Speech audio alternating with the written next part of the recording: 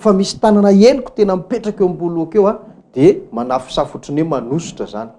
Dia niteny tamiko izy tamin'izay fotoana zay hoe vitao ny asan'ny fahamarinana. Dia za moa niteny satria somary everina fa mbola zaza ihany izay tamin'izany na teo amin'ny taona na tamin'ny finoana dia tsy mahafantatra ninina mikasika ny atao hoe fahamarinana. Dia izao no nambarako tamin'i Jesosy Kristy hoe Jesosy io zany mbola zaza ary za tsy mahay an'io fahamarinana io akory, koa ahoana no omenao baiko aho hamita ny asan'ny fahamarinana. Dia izao no navaliny tamiko, mbola teny gasy ihany ny resahany tamiko. Aza matahotra ozy izy fa zao ampianariko anao daholo ny fahamarinana rehetra ao anatin'ny Baiboly, indrindra fa ny bokin'ny Apokalipsy. Dia zay zany ny zavatra nitranga tamiko tamin'izany fotoana zany ary io no fototra anankiray teneniko anao hoe zay no mahatonga ny antony sy ny ty fandarana hoe fotoana asan'ny fahamarinana ity. Baiko avy amin'i Jesosy izy ity fa tsy alatahaka akory ary tsy hoe fitadiavam-bola akory satria izay zany tsy nizarina ny amin'izany ny marina rene izay no mbola miala vola be mihitsy mba ahafahana manatanteraka n'izay baiko napetraka Jesosy Kristy izay. Ka hoy aho amintsika rehetrarehetra hoe anjarako no ny teny, anjaranao no mino, mbola be dia be ny zavatra azoko tantaraina raha ny momba izay hoe fotoana sy ny fomba nisehon'i Jesosy zay fa zay ihany resahako aminao ary tsy zay indray andro zay ihany fa isan'andro izy dia tonga tamiko foana tamin'ny voalohany. Dia amin'izao tsika miteny zao rehefa misy zavatra tiany ambara amiko mbola miseho amiko io Jesosy Kristy io. Fa ny tiako tsindrina zany dia zao baiko avy amin'i Jesosy no mahatonga nyty fandarany ity nisy ary zay no mahatonga ny anaran'ny fandarantsika hoe vitao ny asan'ny fahamarinana satria zay le baiko napetraka Jesosy tamiko. Ka zao ary no tiako tenenina aminao hoe ny fampianarana entiko aminareo sy izay efa nentiko hatr'izay dia tsy avy amin'ny fisainako ary tsy nianarako taiza. Zaho tsy nampianarin'olona fa Jesosy Kristy no nampianatra araka ny teny izay nambarako taminareo teo. Ka hoy aho amintsika rehetrarehetra hoe raha mino ny teny ampianariko ianao tsy mino aho akory fa mino an' Jesosy Tompo zay naniraka sy nanositra. Raha mandasy manohatra kosa moa ianao sanatria dia tsy za ihany koa ny toerinao ary tsy za ny lavinao fa Jesosy Kristy lay naniraka ahy sy nanositra ahy. Dia zao mbola isy ny fotoana mbola iresadresahantsika ny zava-nitranga rehetra tao aoriana zay zavatra zay sy ny zava-mahagaga efa nasehon'ny Tompo tamiko sy tamin'ny olona maro tao anatin'izany rehetrarehetra izany. Fa dia zao hoe itoelo ny fampianarantsika fampianarana tsy avy etỳ an-tany fa avy any an-danitra, tsy avy amin'olona fa avy amin'Andriamanitra. Ny fahendrena sy ny fahatsarana indrindra dia zao hoe raiso ekeo inoy ary arao ny zavatra ampianariko anao fa izay le hoe hafatra farany ho an'izao tontolo izao. Tsy ho antsika ihany mantsy zay mahita ankehitriny fa dia zao mbola ny olona rehetra dia tsy maintsy andre, tsy maintsy hafantatra izao teny izao. Tsy ny rahana izahay hanao fahagagany, hanao zavatra tahaka ninona sy tahaka ninona fa zao hampianatra ny fahamarinana ary amita ny asan'ny fahamarinana zay efa natomboky ny apôstôly teto ambonin'ny tany saingy tsy vita ary naleviny ny olona sy ny fahavalony io fahamarinana io fa noho ny faminaniana moa izay voalazany Apokalipsy 1:12 efa nentiko teto izany fampianarana zany dia tonga ny fotoana hivoahan'ny marina indray izay efa nipotehan'ny olona sy noravany. Kanefa motsika ary malala hoe ny marina ny tsy ho faty ary ny tenin'Andriamanitra dia efa nametraka programa fa izao vanim-potoana iainantsika izao no fotoana ny fahamarinana hiverina indray eto ambonin'ny tany ary ho fitaina hatrany aparan'ny tany. Zay le hoe fotoana asan'ny fahamarinana. Ka ao anatin'ny fandehanany hoe famitana ny asan'ny fahamarinana io anefa misy ny fahagagany. Na dia tsy torianay ary hoe teo sitrana ve ianao te ahita an'izao ve ianao, te zao ve ianao, te zao ve ianao, zay tsy mitory an'izany fa ny fahamarinana ny torianay dia zao zay olona manaraka ny fahamarinana dia zavatra reny tonga dia tonga ao anatin'ny fiainana manana fanjakan'Andriamanitra ao anatiny izy ary io fanjakan'Andriamanitra ao anatiny io dia atao hoe ilay Andriamanitra ny fahamarinana ao anatiny dia hiaro azy tsy ho tratra ny lozafito rehefa ho tonga zany lozafito matsiraviny zany ao aorianao. Ary ankoatran'izay dia io fanjakan'Andriamanitra io ihany koa no hitondra n'le olona ho any amin'ilay fonenana maharitra mandrakizay dia ilay atao hoe fiainana mandrakizay. Zany no hitaritako anao, zany no hitomako anao, zany no ampianarako anao eto amin'ity fandarana ity. Andeha ary amaky tenin'Andriamanitra isika ho toyan'ny fampianarana zay fanarantsika teto mikasikasika ny hoe aiza no misy ny helo ary aiza no misy ny paradisa. De ny elo moa de efa hitantsika fa any anatin'ny ao anatin'ny kibony ty tany misy atsika ity, zany hoe ao anatin'ny tany zany no misy ny helo. Raha tsy ahivina kely mantsy vakitsika indray mandeha ny numéri toko fa 40 ahafahana manamarina an'izay. Numéri toko fa 40 de ny andininy fa 7 no vakitsika hatramin'ny andininy 1 ka hatramin'ny 7 numéri toko fa 40 andinina 1 ka hatramin'ny 7 ahafahantsika manamarina sy manamafy zay teny nambarako zay. Ary rehefa tapitra voalazany izany teny rehetra izany dia ny vava ny tany izay teo ambaniny, eny nisokatra ny tany ka nitelina azy sy ny ankohonany mba amin'ny olona rehetra zay anykora ary ny fananany rehetra, dia latsaka velona ho any amin'ny fiainany tsy hita izy mba amin'izay azy rehetra, ary ny tany dia nikatona taminy ka fongotra tsy ho amin'ny fiangonana intsony izy. Io zany manambara hoe ny vava ny tany nisokatra ny dikan'izay. De rehefa nisokatra le tany de nitelina le lehilahy sy ny ankonany sy ny fananany sy ny fianakaviany atao hoe kora zany. Nisokatra le tany de latsaka tany zareo, de voalazany teny hoe latsaka velona.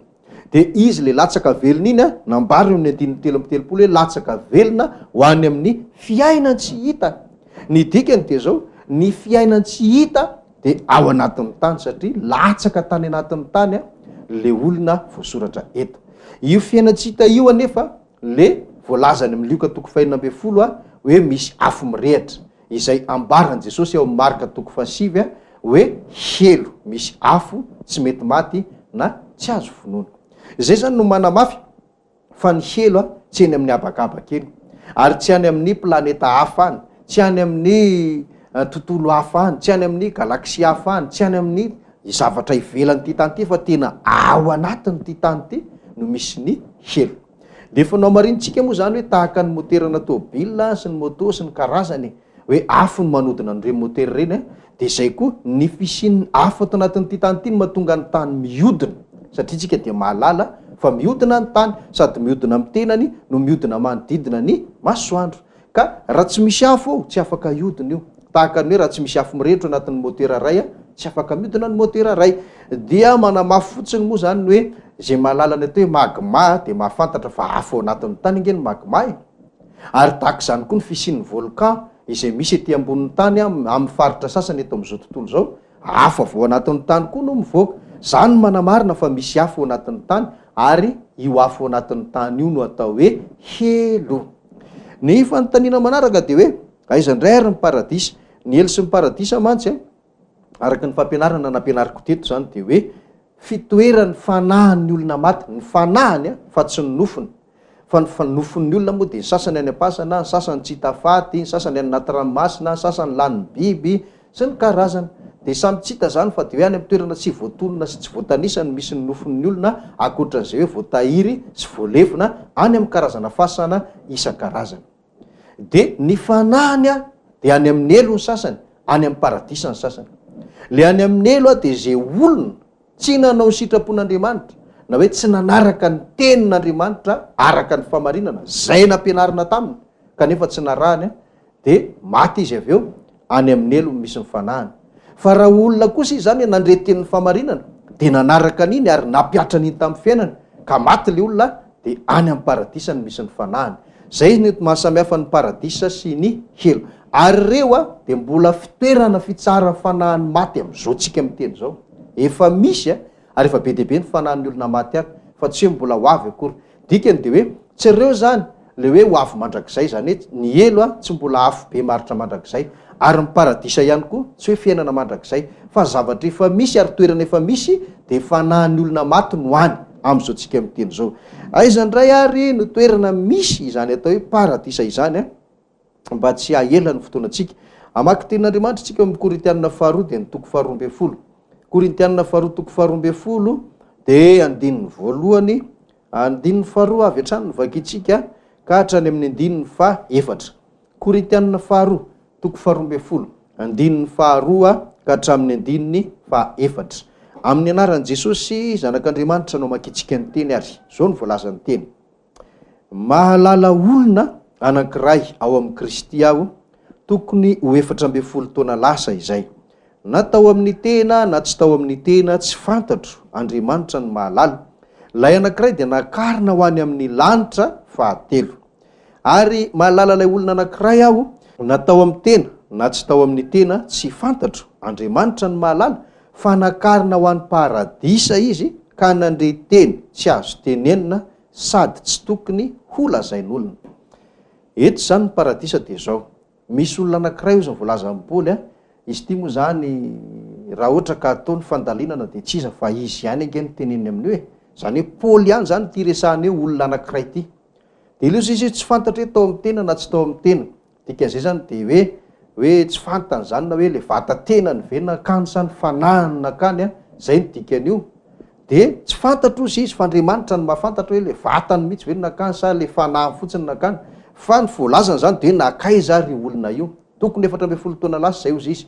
Taty aoriana be zany vao notantarain'le izy. Dia zao nakany amin'ny lanitra 7 izy hoy izy. Dia eto engaviko ianareo zany tsy anontany aho hoe aiza zany lanitra 7 zany na hoe misy firy ny lanitra. Fa raha zay ny tenin'Andriamanitra zay aloha zao dia hoe tsy anankiray fotsiny lanitra ary farafakely ny 3 zany fa mety oatra ny 3 fa tsy fantatsika zany na firy na firy. Dia misy moa ny laza hoe 7 isan'ny lanitra, misy any amin'ny lanitra 7 sy ny karazany tsy fantatsika zany. Fa dia zao aleo tsy apetraka izay ady hevitra zay fa tsy napetraka ao antsika olombelona angamba no hahalala izay zavatra izay. Fa ny Baiboly fotsiny dia miteny misy koa ny atao hoe lanitry ny lanitra. Mbola tantara be koa zany zany rehetrarehetra izany. Ka io lanitra 7 io zany no nalehan'ny apôstôly Paoly. Ary io lanitra 7 io no nataony hoe paradisa. Satria nakany amin'ny lanitra 7 izy dia nitsindrindra izy ery amin'ny ambanimbany kely ery hoe nakany amin'ny toerana atao hoe paradisa. Ka ny valiny zany ny fanontaniana mipetraka hoe aiza ny paradisa dia zao any amin'ny lanitra 7.